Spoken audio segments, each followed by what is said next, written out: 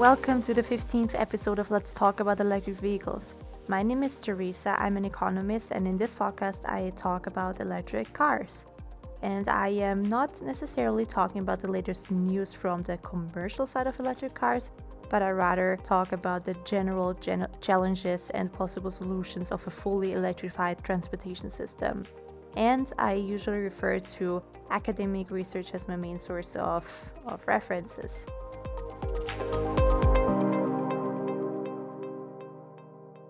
As an economist, I'm very, very excited to finally talk about government policies and regulations for the first time. I can't believe that it took me so long that I finally talk about regulations.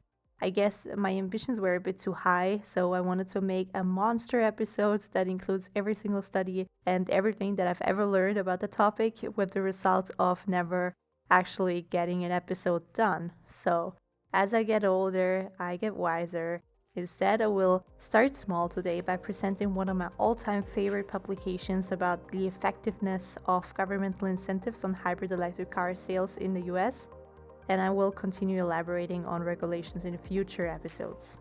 So the author of today's study is called David Diamond. The paper was published 10 years ago, but it is still very accurate in showing that the actual impact of all sorts of incentives for electric cars oftentimes look surprisingly different than what was expected, and they may go in a very different direction to what the original intentions of the policy makers might have been. So are you curious about the impact of government policies on US hybrid electric car sales? Then let's jump right into it.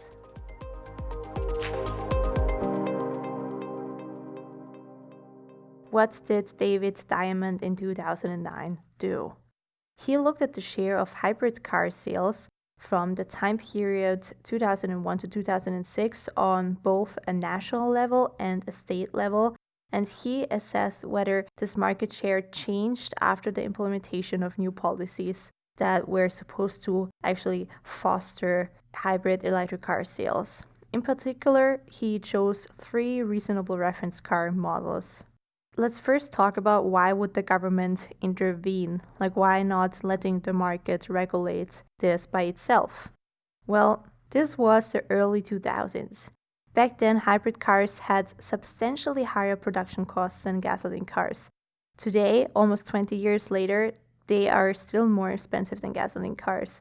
Yet they are more fuel efficient and therefore have the potential to reduce greenhouse gas emissions, and also to reduce the dependency on oil imports. So incentivizing policies are an important instrument in order to boost the demand and therefore boost the research and development of more fuel-efficient vehicles. A tiny little disclaimer, I am personally not the biggest fan of hybrid cars, but I save my opinion for a future episode solely on hybrid electric vehicles. Also today, we are not talking about how efficient hybrid cars really are, but rather about how effective incentivizing policies have been in the past and what we can learn from that for designing future regulations. In the United States in the 2000s, a variety of consumer incentives were introduced in order to overcome the incremental initial purchasing cost of hybrid electric cars. On a national level, there is one interesting policy change in 2006. So until 2005, the US federal government provided a $2,000 tax deduction for all qualifying hybrids, regardless of the specific model or brand. And then in January 2006, this policy was replaced by the Energy Policy Act of 2005, with basically a tax credit based on an individual model's emissions profile and fuel efficiency compared to equivalent gasoline vehicles. So that was the base for the national level observation. So additionally, many states offer their own incentives. In the time period of the observation, there have been 9 states that had a change in a policy, and 3 of them even had 2 policy changes in that time period, which makes it actually a bit difficult to isolate the effect. But the other ones offered a good base for an assessment. And also, since every state had a different scheme or form of incentive, one could potentially draw some conclusions about how effective different forms of incentives are. The policy schemes included rebates, tax credits, tax deductions that were tailored to a specific model or percentage of the price, or reduction of waivers for registration and inspection fees for a number of years, and also access to specific lanes on the highway. The regression also included a bunch of other factors measured on average by state, as for example the price for gasoline, the income, consumer preferences, annual miles traveled, a measure of average consumer environmentalism, that means how keen the average consumer in the state is on conserving energy and on protecting the environment. And there has also been a variable for this special lane access, for these lane privileges. Before I tell you all about the results, let's take a moment and highlight the weaknesses of this study first. Starting by taking only the number of actual registrations of these 3 particular hybrid car models, that might be a bit tricky, given the fact that due to some problems in the supply chain, in this investigated time period, there have been shortages in supply and waiting lists of up to 6 months for hybrid cars. So people who would have bought a hybrid car if it was immediately available are not really taken into consideration in this assessment. Also, it is very difficult to isolate the effects of a certain policy change.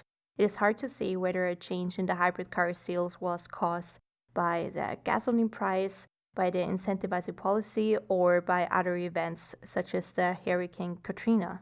Also, in order to have a look at whether a policy change induced more people to buy a hybrid car, you have to exclude the observations that are shortly before and shortly after this policy, because some people who would have bought a hybrid car anyway may intentionally delay their purchase until after the policy is implemented.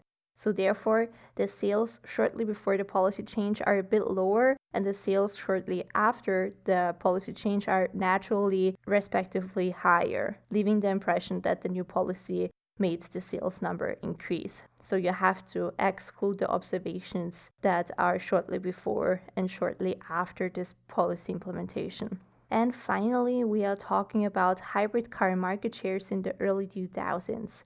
So don't forget, we are talking about very, very small numbers, mostly below 5%. So even if there is a significant increase in the share of hybrid car sales after policy implementation, this increase is rather small if you look at it in absolute numbers. Hence, it is very hard to tell whether the results are really that representative. So, okay, with keeping these limitations in mind, let's have a look at what he found.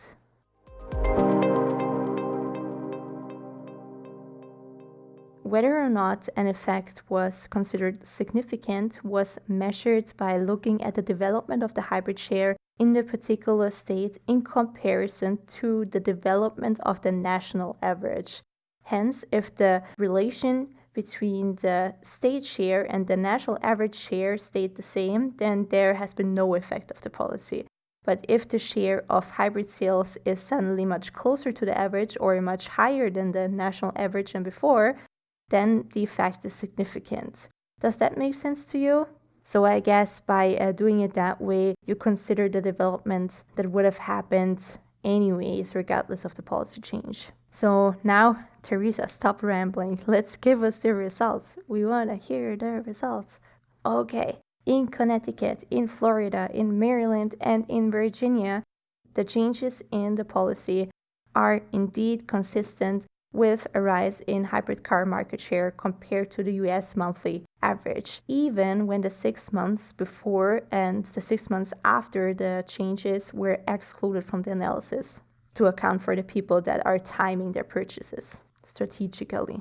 In all other states, the effect is not that clear. As I said earlier, there are 3 states that implemented more than just one policy change, and there was no statistically significant difference in the market share associated with a single policy change in neither of these states. And also in New Mexico, there was an 11% increase in the market share compared to the national average, but this increase becomes insignificant as soon as you exclude the 6 months before and after the policy implementation. And oh boy, the impact of the gasoline price on the hybrid car share was definitely larger than expected. The author mentions that the gasoline price seems to be the most visible signal for consumers' cost-benefit analysis. But then the thing is that gasoline prices are very volatile and hard to predict, especially for the consumer. So that makes it very hard, even for very ambitious consumers, to make a reliable life cycle cost comparison. In comparison to this large effect of the gasoline prices on the market share of hybrid car sales, the effect of incentivizing policies on the hybrid car sales is rather small. It is still significant, but it seems really, really small.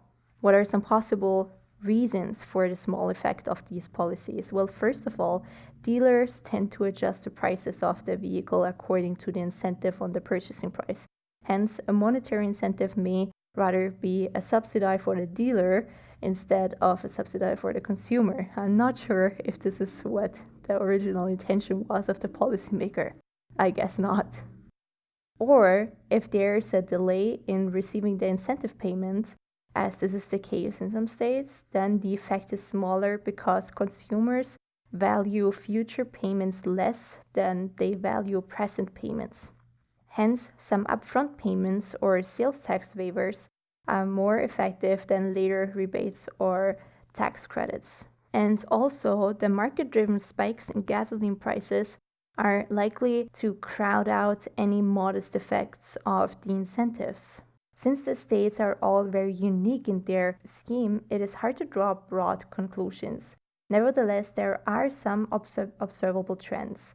The first trend: overall, it seems that changes to incentives in the form of a sales tax waiver appear to have a more noticeable effect than incentives in the form of rebates or later on tax credits. In other words, incentives that decrease the upfront purchasing price are more effective than incentives that occur over time. This is actually a very common outcome also in other publications. So consumers seem to devaluate future payments and care more about the expenditures in year zero. That was the trend number one. Trend number two: all states that were below the national average stayed below the national average.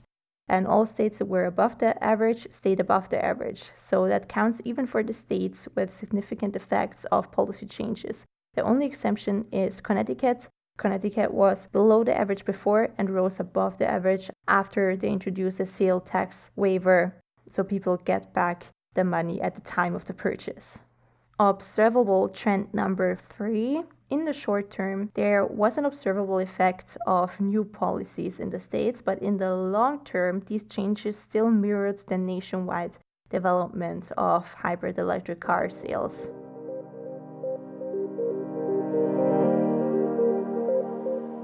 So some last comments from the author and also from my side.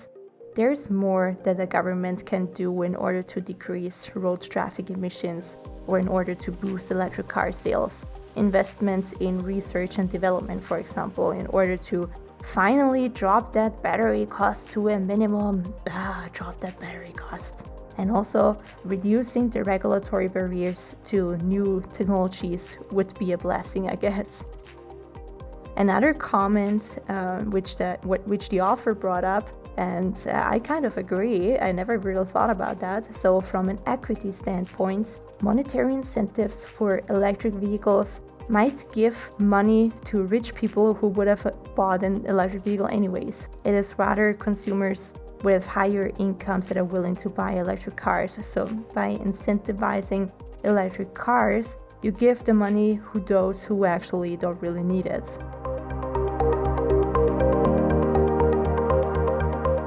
This was the first of probably many episodes about market interventions in order to boost the electric mobility transition.